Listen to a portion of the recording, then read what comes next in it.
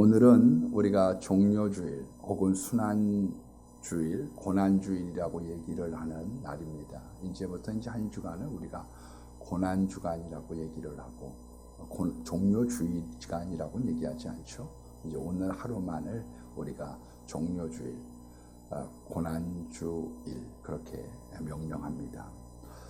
역사적으로 보면 사순절의 맨 마지막 주간이 종료주일 혹은 고난주일이었습니다마는 이 40일 동안은 예수님의 부활을 준비하는 기간입니다.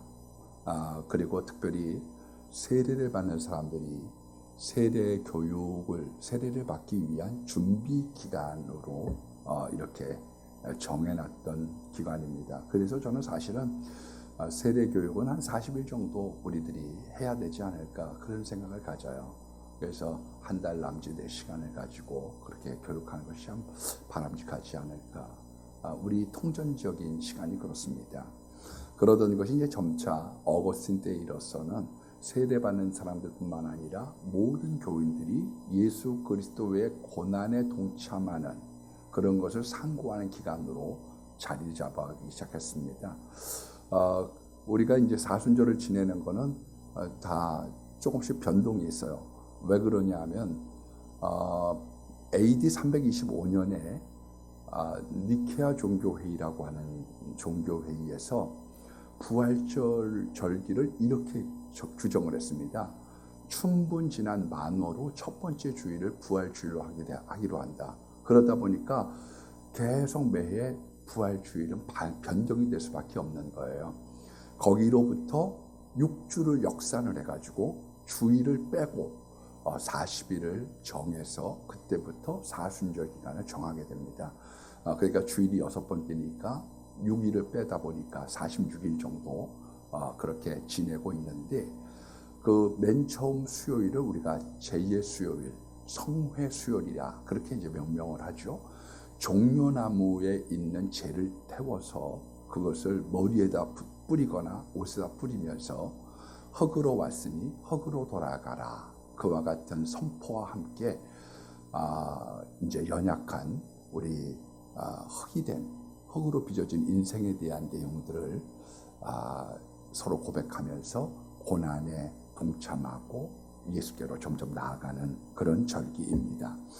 초창기 때는 약 40시간 정도를 지켰다고 합니다. 그러던 것이 이제 니케아 종교회의 때도 마찬가지로 이것을 40일로 정해서 그렇게 확정을 짓게 되었습니다.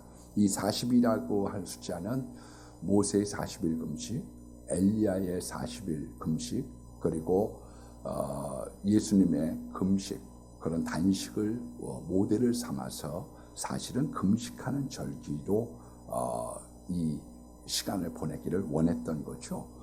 그래서 이제 그 이슬람 사람들은 라마단이라고 그래가지고 9월달 그게 이제 이름이 라마단입니다. 이슬람 사람들은 그 한 달을 갖다가 해가 있는 동안에 금식을 했고 우리는 사순절 기간 이 40일 동안에 저녁에 보통 한 끼만 먹었습니다.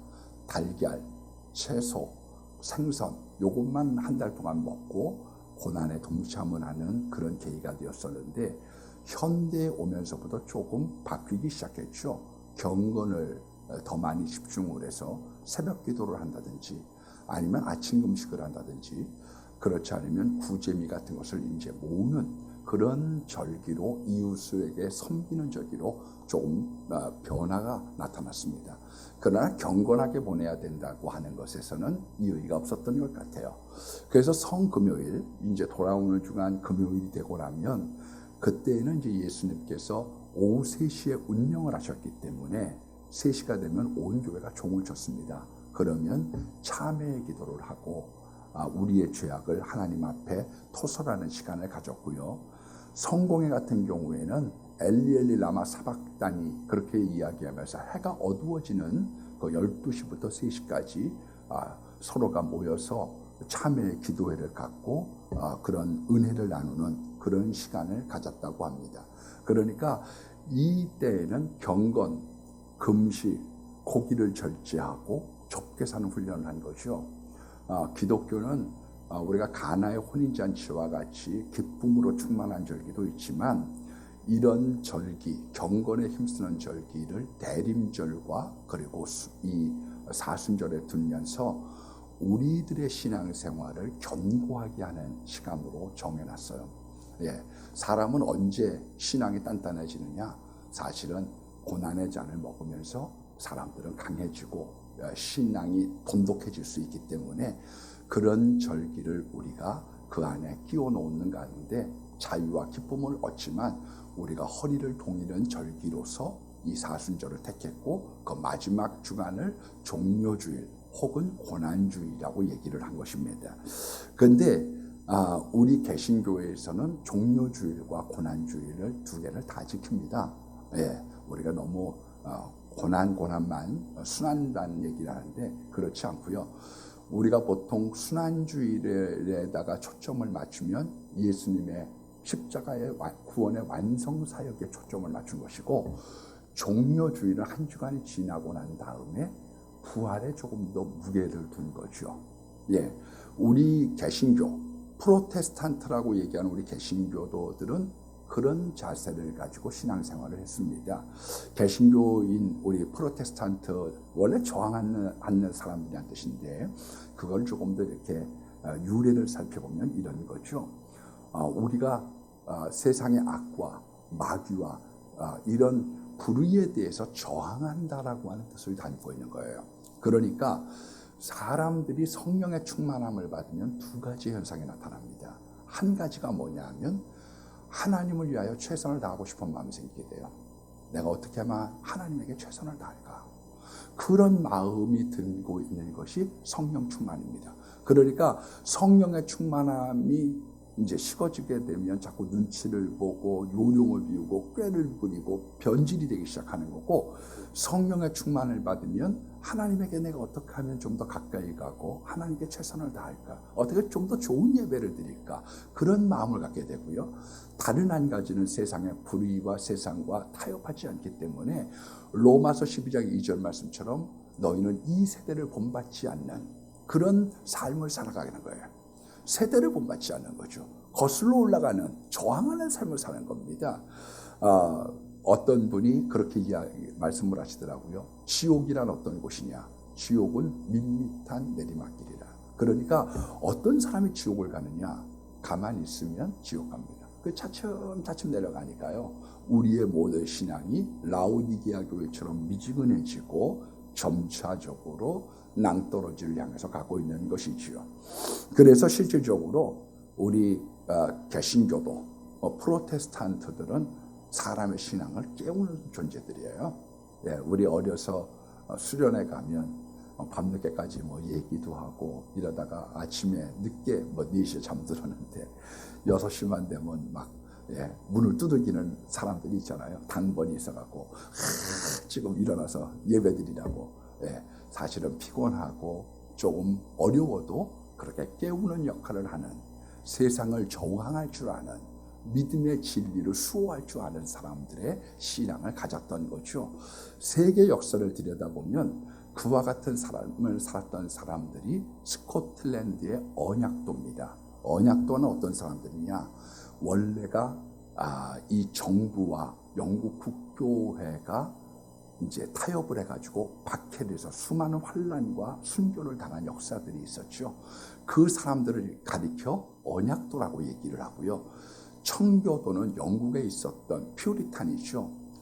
하나님을 잘 섬기려고 했던 이 성결하기를 원했던 사람들이 재산을 몰수당하고 추방을 당했습니다. 그래서 이 사람들이 네덜란드로 가고 미국에 가서 새로운 신개척지, 신앙의 자유를 향해서 나갔던 사람들이 청교도입니다. 그러나 청교도 외로도 언약도들도 있고요. 그리고 프랑스에서는 앙리 2세가 기독교도들을 엄청나게 박해를 해가지고 약 7만 명의 사람들이 순교를 당했습니다. 그 순교당했던 사람들을 위그노라고 얘기하는 거죠. 그러니까 우리 개신교 전통에 있었던 언약도, 청교도, 그리고 이와 같은 위그노, 그런 사람들이 가지고 있었던 신앙이 뭐냐? 세상에 있는 그런 사상과 타협하지 않고 오늘 장로님 기도처럼 세상에 섞여가면서 세상에 물들어버리는 삶이 아니라 믿음 안에서 거룩을 향해서 나갔던 그런 믿음의 선조들이 우리들의 프로테스탄트 개신교도들입니다. 그런데 이 같은 날을 어떤 때 무게를 두면 십자가에다가 종려주일에다가 무게를 두면 우리가 종려주일에다가 이렇게 맞출 수 있다고 봅니다. 그런데 오늘은 제가 종려주일에 맞춰서 예수님께서 입성을 하시는, 예루살렘에 입성하시는 구원사역의 완성자로서의 예수님에 대한 말씀을 드리려고 합니다. 여러분, 이제 예수님께서 십자가에 지셨다. 그건 보혈로 우리의 죄를 씻으시고 사망으로부터 이기신 참 구세주요 만왕의 왕이시고 만주의 주가 되신 것이죠. 근데 그 예수님께서 나귀를 타고 입성을 합니다. 왜 나귀를 타셨느냐? 첫 번째 의미가 있습니다. 그 나귀는 스가랴서 9장 9절에 있는 말씀을 보니까 시온에 따라 크게 기뻐할지어다, 예루살렘에 따라 크게 즐거워할지어다. 보라, 내 왕이 임하나니 구원을 베풀며 겸손하여서 나귀를 탔나니 나귀의 작은 것 곧 나귀 새끼니라. 그러니까 구약에 있는 말씀을 성취하기 위하여 예수님은 이 땅에 오신 거예요. 왜 예수님이 그와 같은 일들을 하셨느냐? 구약에 대한 말씀을 성취하는 성취자로, 율법의 완성자로 이 땅에 오셨다는 것이요. 두 번째 의미를 찾아올 것이 있다고 하면 뭔가 하면 예수님께서 나귀를 타신 이유가 어디에 있느냐 하면 예수님은 겸손하여서 타신 것이요. 겸손한 분. 원래가 예수님은 본인이 만왕의 왕이고 만주의 주라는 걸 아셨습니다. 마가복음 14장 61절에 유대인들이 질문합니다. 당신이 정말 찬송받으실 이의 아들 그리스도냐? 그 말이 맞다. 마가복음 15장 2절에도 빌라도가 질문합니다. 내가 유대인의 왕이냐? 내 말이 옳도다. 예수님은 자기 자신이 만왕의 왕인 줄도 아셨고, 그리고 하나님의 아들 그리스도이신 것도 알았지만 왜 나귀를 타느냐? 그분의 품성의 첫 번째가 겸손한 품성이 있는 거죠. 겸손한 품성. 원래적으로는 승전한 사람들은 타고 들어오는 말이 다릅니다. 그 승전한 장군이 타고 들어오는 말을 에쿠스라고 얘기하는 거예요. 요즘에 에쿠스라고 하는 자가용이 있잖아요. 그 에쿠스는 승전한 사람들이 타고 다니는 백마를 의미합니다. 백마. 그런데 예수님께서는 왜 나귀를 타셨느냐? 그분은 겸손하여서 나귀의 새끼를 타고 입성을 했다고 이야기를 하고 있습니다. 로널드 고웨츠라고 하는 박사님이 반겸손의 시대라고 하는 책을 냈어요. 그런데 오늘날 왜 사람들이 겸손을 싫어하게 되느냐? 그 원인의 주범을 세 사람을 지목을 했습니다. 칼 막스죠. 칼 막스는 어떻게 생각했느냐?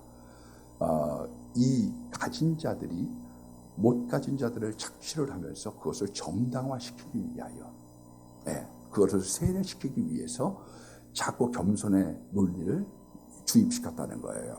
그래서 자기들의 착취를 정당화하기 위한 것 때문에 겸손이라고 하는 말이 주안점이 됐다. 그렇게 보고 있었고요.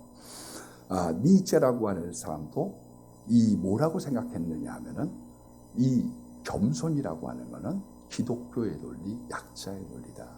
그렇기 때문에 이 시대를 갖다가 헤쳐나가는 슈퍼맨, 초인의 사상이 필요하다.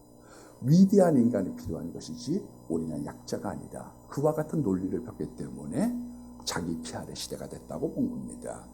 그리고 프로이도도 겸손하면 손해다라고 하는 인식을 우리들에게 심겨주면서 우리의 시대가 자기 피할의 시대, 자기 과시의 시대, 자기 교만의 시대로 흘렀다고 말씀하고 있는 것이죠. 그러나 실질적으로 기독교가 이야기하고 있는 것은 겸손이라고 하는 미덕입니다. 자기를 낮추고 나보다 남을 낮게 여기는 마음, 거기에 평화가 있는 거죠. 왜 말을 타고 오지 않으셨느냐? 그것은 백마를 타고 온 내가 힘으로의 지배를 의미하는 것이 아니라 내가 겸손한 가운데 남을 나보다 낫게 여기는 가운데 하늘의 평화가 이 땅에 임하기를 원하는 평화의 왕 대신 겸손하신 예수의 특성이 거기에 나타나고 있는 겁니다. 두 번째는 나귀를 구하는 방식에 보면 예수님의 두 번째 특성이 나타납니다. 맞은편 고을로 가라. 거리로 들어가면 아직 아무도 타보지 아니하는 나귀 새끼를 발견한다. 그러니까 주님은 아무도 타보지 않은 나귀 새끼, 성결한 것을 원하셨어요. 예수님은 어린 양인데 점과 흠이 없는 어린 양입니다. 그래서 죄 없으신 예수님께서 선호했던 게 뭐냐? 그건 성결이에요. 예수님의 두 번째 품성이 뭐냐? 성결이라고 하는 거죠. 성결. 그래서 우리가 은혜를 받으면 나타나는 현상이 뭐냐 하면 내가 자꾸 거룩해지려고 하는 거예요. 거룩하기 원합니다. 진심으로 자꾸 거룩성을 추구하게 되는 거죠. 세 번째가 보면 주님께서 이렇게 이야기합니다. 그를 풀어라. 데리고 올 때 왜 뭐 하려고 그럽니까? 그러면 주가 쓰시겠다 하라. 그렇게 얘기를 말씀을 하십니다. 저는 이 말씀을 보면서요. 예수님은 참 청빈했던 삶을 사셨다. 그런 생각을 가져요. 청빈. 마태복음 17장 24절로 27절에 보면 이런 장면이 나옵니다. 예수님과 베드로가 성전에 들어가는데 그 성전에 들어가는 그 입구에서 성전세를 거두는 거예요. 그랬더니 한 세겔을 내라. 많지 않은 돈을 요구를 했습니다. 그랬더니 베드로에게 예수님이 이렇게 말씀합니다. 베드로야, 세를 아들에게 받는 거냐? 아니면 타인에게 받는 거냐? 네, 타인에게 받는 겁니다. 나는 낼 필요가 없어. 하나님의 아들이고 이거는 내 아버지의 집이기 때문에 내가 낼 필요가 없어. 그러나 저들로 실족하지 않기 위하여 우리가 한 세겔을 내는데 그래서 실족하지 않는 삶을 건덕적인 삶을 살았다는 것이죠.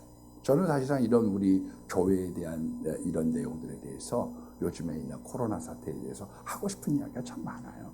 그러나 근본적으로 우리가 잘 따라주려고 하는 제일 첫 번째 이유가 뭐냐?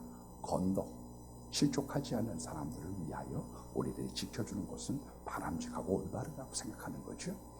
그러면서 베드로에게 심부름을 시키는데 베드로가 한테 네가 가서 낚시를 해라. 그러면 맨 처음에 건져지는 그 물고기를 보면 그 입에 한 세겔이 물려져 있는데 그 한 세겔 가지고 성전세 너 반 세겔 나 반 세겔 한 세겔을 내라. 여러분 예수님은 어떤 면에서 보면요 전지전능하셔요. 물고기가 어느 순간에 어떻게 와서 베드로가 어디에 앉을지도 모르는데 거기에 있는 낚시를 던져서 입에 한 세겔이 있는 것까지도 아는 세밀하시고 완벽한 전지 하나님이기도 합니다마는 베드로도 그리고 예수님도 한 세겔이 없었습니다. 한 세겔이 없었어요. 우리가 가만 보면요 예수님의 제자들이 좀 바보 같은 데가 있었어요. 아마 꾀돌이한테 심부름을 보냈으면 이랬을 겁니다. 어디 가가지고 낚싯대를 구해서 그래가지고 거기까지 가면은 버스비가 더 들 거고 어느 세월에 앉아서 그거를 낚아가지고 오며 까지는 거. 야 도마야 너 한 세겔 있냐? 좀 꿔줘. 그렇게 얘기할 수 있을 거예요. 그런데 그렇게 하지 않았습니다. 예수님의 제자들은 하나님의 일들을 맡았던 사람들이 우직하고 단순한 데가 있었던 거죠. 요한복음 2장에도 가만 들여다보면요. 시키는 대로 해라. 왜? 포도주를 달래는데 왜 비낭아리에다가 물을 붓느냐. 안 해. 자네나 해. 근데 물동은 아이들은 하는 거예요. 여러분 나귀를 갖다 풀어올 때도 마찬가지입니다. 이거 절도죄죠. 당신 왜 남의 거 훔쳐가? 절도죄요. 그런데 주님께서 그렇게 하라고 그랬습니다. 그리고서 푸니까 거기 있는 어떤 사람 왜 그러시오? 왜 남의 나귀 풀으시오? 네, 주님이 쓰신다고 합니다. 그래요? 가져가시오. 그렇게 체험을 하게 되는 거죠.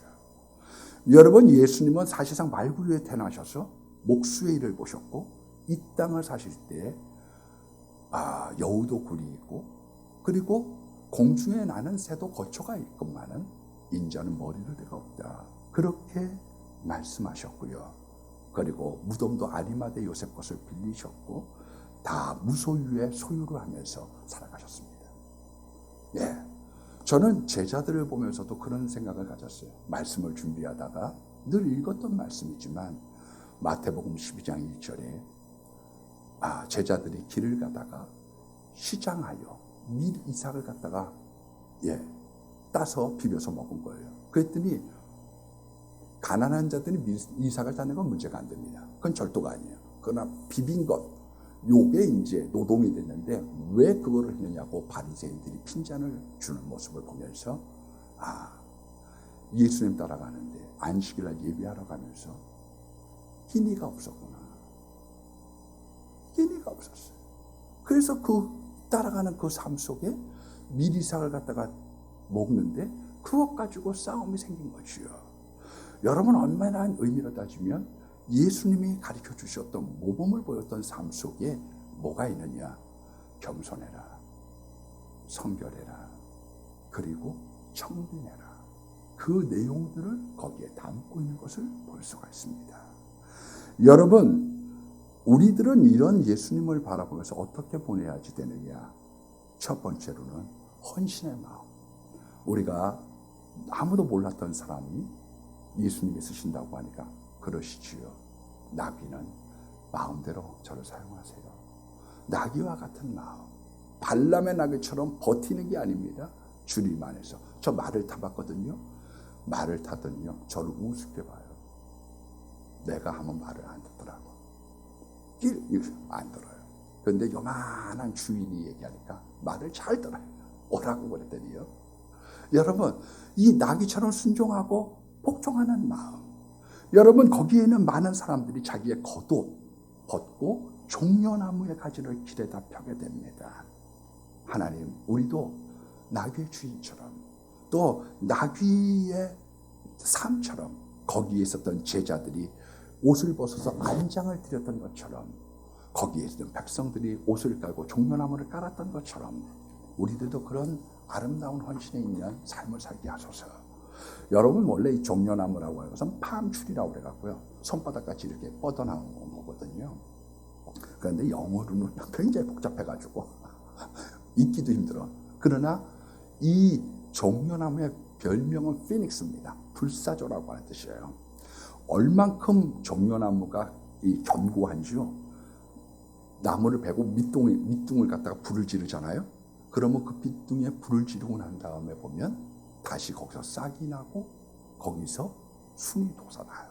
그만큼 강한 나무입니다. 그래서 이 종려나무라고 하는 것은 부활과 승리의 표상인 거예요. 그러니까 우리를 해방시켜줄 참된 이스라엘의 왕이 오셨다고 생각을 했기 때문에 그들이 승리의 기쁨을 가졌던 거죠.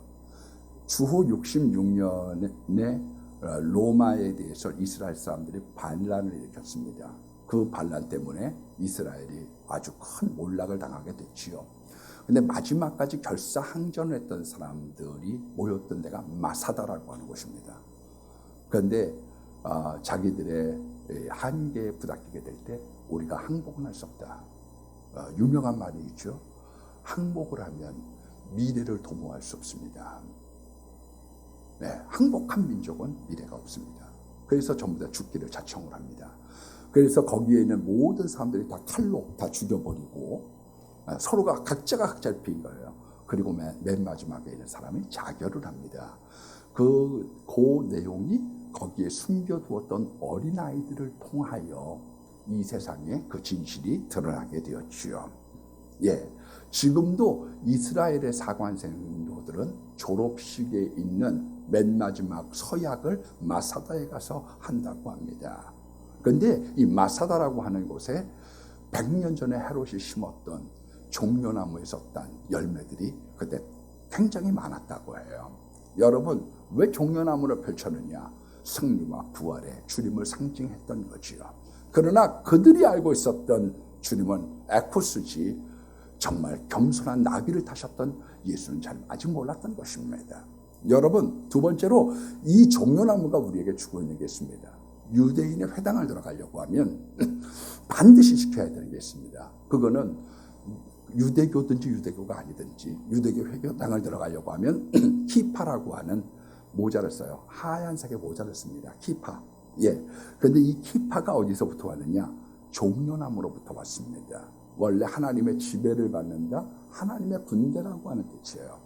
이 종려나무는 얼마나 불사조처럼 강한지 불을 태워도 죽지 않는데 어떻게 하면 죽느냐? 예, 그 맨 꼭대기에 있는 키파 트마림이라고 하는 줄기를 갖다 꺾어버리면 죽는 거죠. 그러니까 우리 성도들의 삶의 패망의 맨 마지막은 어디에 있느냐? 우리는 어떤 데서도 견뎌낼 수 있고 살아낼 수 있어요. 그러나 우리가 하나님과의 관계가 꺾이면 그것은 죽은 목숨인 거죠. 세 번째로 이 종려나무라고 하는 것은 의를 상징합니다. 30m까지 쫙 자라는데 안에까지 충실한 거예요. 대나무처럼 속이 빈 게 아닙니다. 하나님을 향하여 의연히 살아가는 의인의 모습을 종려나무에다가 비견했죠. 그래서 나팔절 정초가 되어지면 그 정초 저녁에 종려나무의 열매를 먹으면서 유대인의 원수가 사라지기를 원하고 있는 것이죠. 그래서 의인 앞에 마귀, 세상, 저주, 악한 것 이런 것들이 사라지기를 원하는 종려나무의 과실을 먹었다고 합니다. 그리고 이 종려나무의 마지막 한 가지의 뜻을 더 말씀드린다고 하면 타산의 의미가 있는 거예요. 원래가 히브리어는 타마르입니다. 타마르. 그래서 그 유대의 여자들 이름에 다말, 우리 유다의 며느리였던 다말, 그 다음에 솔로몬의 동생이었던 다말, 솔로몬의 딸, 압살롬의 딸이 다말, 압살롬의 누이도 다말, 그랬죠? 이 다말이라고 하는 이름이 흔하게 된 이유가 어디에 있느냐 하면, 자식 많이 낳아라. 그것을 복을 빌어주었기 때문에 많아졌던 거죠. 그러니까 종려나무라고 하는 것을 갖추어져 있던 게 뭐냐? 부활, 애국, 하나님과의 관계, 의인, 타산의 의미를 담았던 종려나무를 바닥에 깔면서 이스라엘의 희망을 그리고 예수 그리스도를 찬양했던 것이죠. 그런데 오늘 기도에 나왔던 것처럼 공교롭게 짜고 한 것도 아닌데요. 왜 이스라엘 사람들이 배반을 했느냐? 여러분, 십자가를 통과하지 않으면 그 사람 배반해요. 십자가에 눈 떠야 됩니다. 예수님을 따라갔던 제자들 뒤돌아섰어요. 다 도망갔습니다. 민중들 힘에 따라갔고요. 그리고 분위기에 휩쓸렸어요. 어떤 사람이요, 예수님을 따라갈 때 축복을 바라보고 따라가면요, 그 축복이 떠나갈 때 떠나가요. 안 오면 떠나갑니다. 축복을 받아도 떠나가요. 왜? 목표를 완성했으니까요. 목표 완성했거든요. 어떤 사람이 신유를 놓고서 병고침을 놓고서 따라간다고 하면 병 낫고 교회 떠날 겁니다. 병이 못 나면 못 나서 떠날 겁니다. 저는 그런 기도원을, 신유 은혜를 많이 받은 기도원을 알고 있어요. 근데 병난 사람들 다 떠나. 와가지고 우리가 생각하면 다시 돌아올 것 같은데 아닙니다. 왜? 더 이상은 별 일이 없거든요. 볼 일이 없어요. 해방자로서의 예수를 뜻했다. 그러면 민족의 해방이 되면 더 이상 필요가 없고, 해방이 못 오면 예수님을 배신할 겁니다. 예수님의 제자들도 그랬어요. 그런데 언제부터 이 사람들이 변화를 받았느냐? 성령을 받고 예수 그리스도의 십자가의 의미를 깨닫고 난 다음에, 그 십자가를 통과해서 부활을 맛보고 난 다음에 하나 변함이 없는 거예요. 여러분, 왜 우리가 종려주일이 중요하고 왜 순환주일이 중요합니까? 우리의 신앙이 어디를 향해서 가야 되느냐? 십자가를 향해서, 거기를 통과하는 가운데 우리들에게 변함없는 신앙, 변함없는 능력을 주고 계시는 그 하나님을, 그 예수님을 우리가 마음에 담는 것이지. 우리가 맨 처음에 드렸던 건 헌신을 드리지만 다른 한 가지 드릴 게 있다고 하면 9절에 호산나, 찬송하리로다. 주의 이름으로 오시는 이여, 찬송을 드리는 겁니다. 호산나라고 하는 것은 시편 118편 25절에 주여 우리를 구원하소서라고 하는 데서 비롯되어졌습니다. 주님은 우리의 구세주라는 거예요. 그분을 높이고 찬양하는 거죠. 그 만왕의 왕 되시고 나를 위하여 십자가에 돌아가신, 나를 부활시켜 주시는 그 만왕의 왕을 높이는 것, 그것이 우리들이 해야지 될 일이라고 성경은 말씀하고 있습니다. 미얀마 선교의 아버지였던 아도니람 주어드스는 지금은 미얀마, 옛날엔 버마였죠. 예, 위대한 윌리엄 캐리, 그 사람은 인도로 갔고 아도니람 주어드스는 미얀마로 와서 복음을 증거하게 됐습니다. 30년 만에 고국에 돌아갔습니다. 그들이 이 아도니람 주어드스에 대한 설교를 들어보기 위해서 수많은 사람들이 운집을 했습니다. 어떤 설교를 할까 기대를 했는데 설교가 너무 짧았습니다. 두 번째는 예수 그리스도의 십자가와 부활에 대한 메시지만을 전했습니다. 그랬더니 사람들이 술렁거려요. 우리는 드라마틱한 이야기를 기대했는데, 우리는 여기 와서 정말로 어떤 이적이 나타나는 것을 기대했는데 너무 평범하지 않습니까? 그때 아도니람 주어드스는 이렇게 얘기합니다. 십자가보다 더 위대한 이야기가 어디 있습니까? 십자가보다 더 비범한 이야기가 어디 있습니까? 이것보다 더 중요한 이야기, 메시지가 어디 있습니까? 구원을 노래하고 그 구원을 주시는 구세주를 찬양하는 것, 그것을 하나님이 원하셨던 거지요. 여러분, 찬양을 받으시기 합당하신 그 주님, 우리가 십자가를 통과하는 가운데 부활의 삶으로 바뀌는 것처럼 우리가 예수 그리스도의 십자가를 통과하여 No cross, no crown, 주님을 통과하고 주님의 십자가를 통과하는 가운데 부활의 새 아침을 맞고자 하는 그런 한 주간이 됐으면 좋겠습니다. 얼마 전에 어느 황 박사님이라고 하는 분하고 대화를 했습니다. 근데 그분이 서로 같이 성경을 토론하는데 참 깊이 있는 이야기들을 해요. 그러면서 요한복음에 대해서 내가 여태까지 들어보지 못했던 이야기를 이렇게 얘기했습니다. 목사님, 요한복음은 변화의 책입니다. 변화. 요한복음 1장을 보면 하나님이 사람이 되셨습니다. 사람으로 변했습니다. 2장에 보면 물이 포도주가 됐습니다. 3장에 보면 죽어야 될 사람들이 중생을 얻어 새 사람이 됐습니다. 4장에 보면 천박한 여인이 전도자로 바뀌었습니다. 5장에 보면 환자가 건강한 사람으로 바뀌었습니다. 6장에 보면 그냥 떡이 생명을 주는 생명의 떡으로 바뀌었습니다. 요한복음을 해석하는데 변화, 하나님이 사람이 되시고 물이 포도주가 되고, 언제부터 사람들은 변화가 진정으로 나타나고 날 수 있느냐? 그것은 십자가를 통과한 겁니다. 비 온 다음에 땅이 붙던 십자가 이후에 부활이 있으며, 십자가의 사건 위에, 그 위대한 예수님의 사건 위에 우리가 기대하는 모든 것들이 그 안에 열매 맺을 줄로 믿습니다. 오늘 종료주일에 참여한 여러분들, 그리고 동영상으로 예배드리는 우리 지체들, 예수의 이름으로 귀한 종료주일이 되기를 주의 이름으로, 그리고 한 주간 순한 주간이 되기를 축원합니다.